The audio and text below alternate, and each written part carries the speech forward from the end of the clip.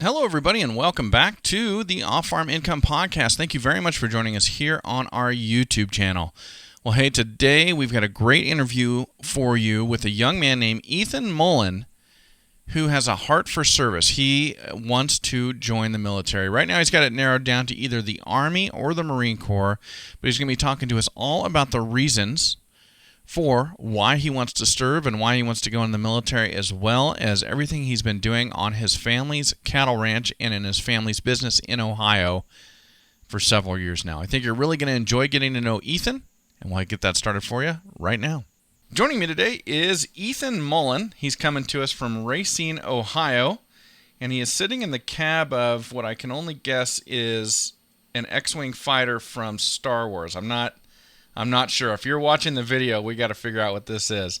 Ethan, what are you sitting in? Are you sitting in a skid steer or something like that?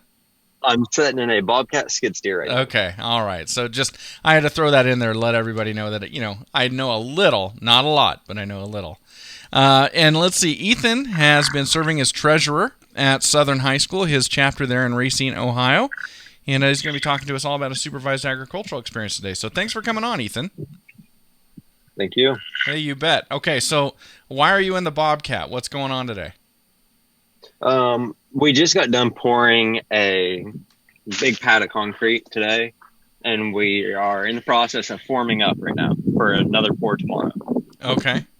And so what are you doing with the skid steer? Just sitting here right now, so I'm not near all the sound. Oh, okay. I appreciate you getting in the cab. Is that cab sealed? Every Bobcat I've ever been in is an open cab. No, this here's an open cab. But it's fully open. Protects you from the sound a bit. It's just I'm further away. Have a seat. Okay, well, I appreciate that very much. All right, so let's talk about you. So you're in Ohio. When you're not sitting in the cab of a Bobcat, and you're at home, are you on a farm? Are you in town, or something kind of in the middle of those two? I live on a farm, a cattle farm. We raise beef cattle. Okay. And is that something that's been going on in your family for quite some time? Is that new with your folks, or what's the deal there? So far that I know, it's 3 generations going on. Okay. So that would 3 be to 4 generations. It's like great-grandfather, great-grandmother, something like that got us started? Yes. Yes. Okay. All right. That I know of so far. Okay. So what kind of cattle do y'all raise? We raise Black Angus Maine cross. Okay. So Maine and Black Angus crossed. Okay, very cool. And do you sell them as breeding stock, or is it like a commercial cow-calf type deal? What are you doing? Just we sell them off as beef. Okay. We butcher and sell beef. Okay. Yeah, very cool. And so is that the primary thing that keeps your folks working, or do they work off the farm as well? Oh, we all work off the farm. My grandpa worked for AEP, and he's retired now and works on the farm. Okay. I work for my grandfather on my dad's side, work for him doing concrete. Okay. Oh, very cool. So this is your dad's father's business, the concrete business? Yes. Okay. And you're working there. So a little bit of entrepreneurship going on with your grandpa. Yes. Okay. How long have you been doing that? I took a break from it and worked at a greenhouse. So it's been about 4 years ago since I worked with them, and I started up last month with them. Got busy. Now, have you been out of school for a while? Did you get sent home in March? Yes. Okay. And are you going back? Sadly. Are you going back this fall, or do you know yet? There has been talks that we are going back. Our people in the school boards, I've heard, is wanting to do 5 days. Okay. Makes it go back to school 5 days a week, but I've heard talks. There's another school in the county that are just doing online. Okay. Is 5 days a week not normal for your school? It is normal. It's just with the other schools that we've heard talks of that they're not going back at all and just doing online. Mm-hmm. So it's kind of up in the air, still waiting to see how things go. Yeah. Okay. And it sounds to me like this whole getting sent home thing has not been exactly a pleasurable experience for you. Not that you don't like home, but you miss school, it sounds like.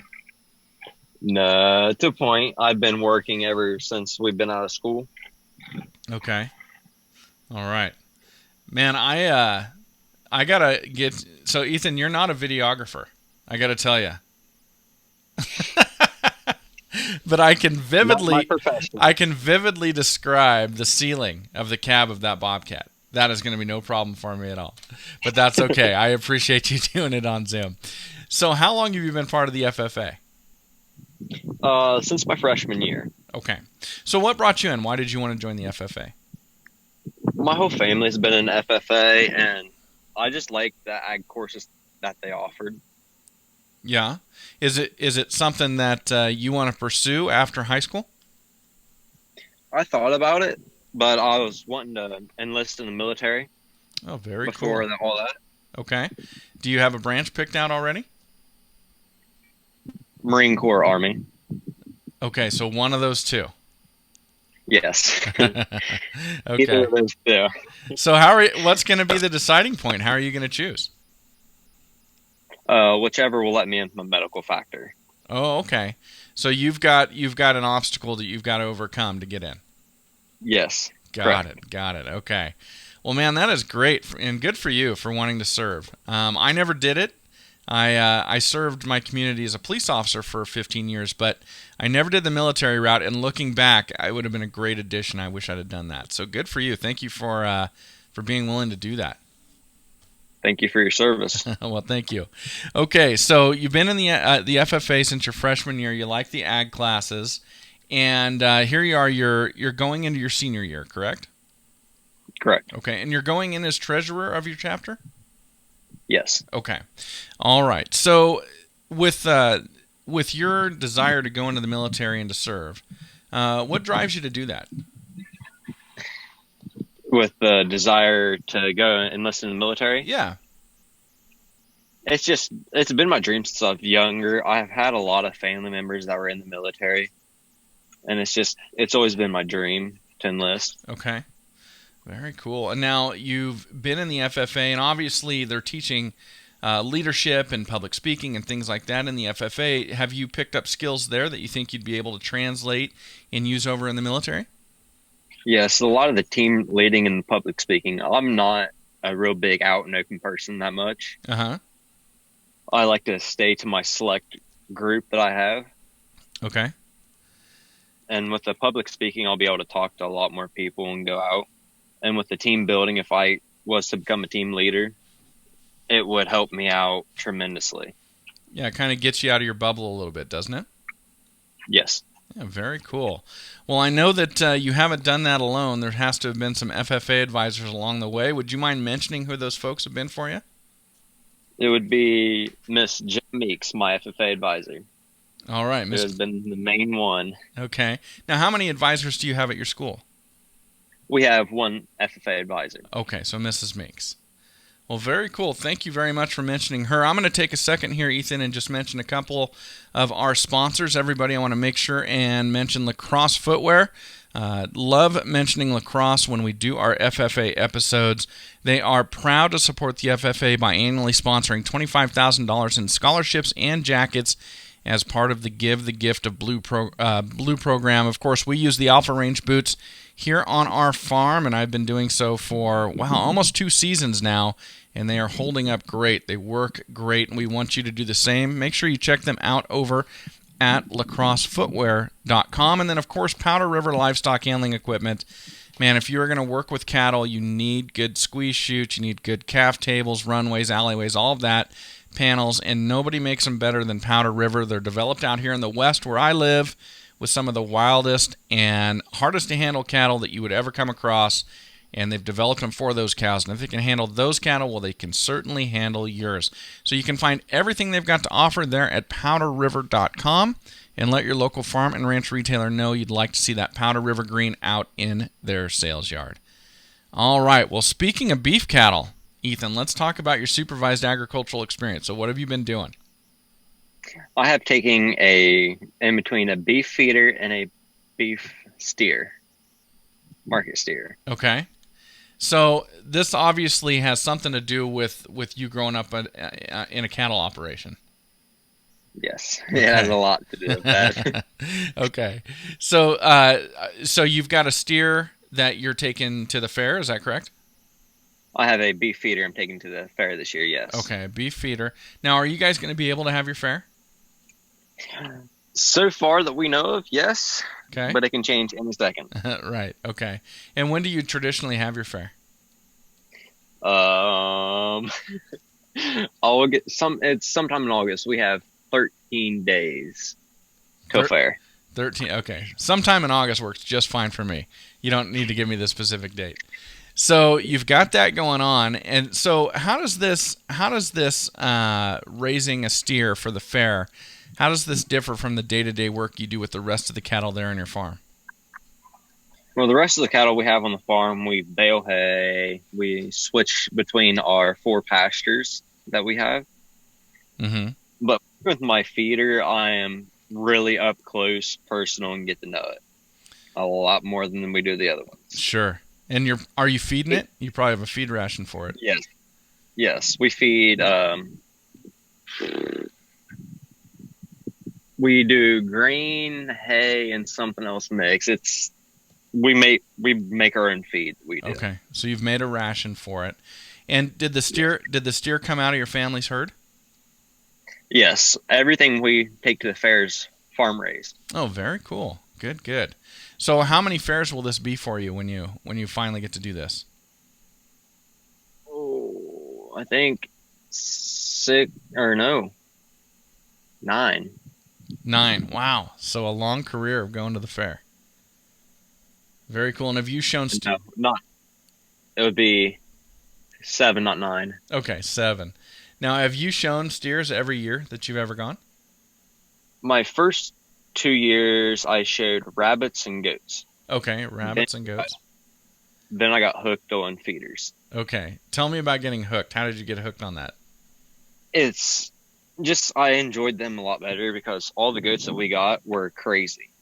How much we worked with them, they were crazy. Okay. Well, speaking of crazy, when do you start halter breaking your steer for fair?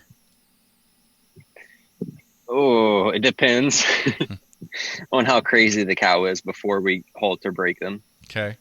It's a process though, right? I've done it one time in my whole life, and it's a process. It is a task on its own. Yeah. Yeah, and of It course, usually involves it usually involves 2 or 3 of us to halt or break. yeah, at least initially, right? In those initial stages, that is not an easy sell.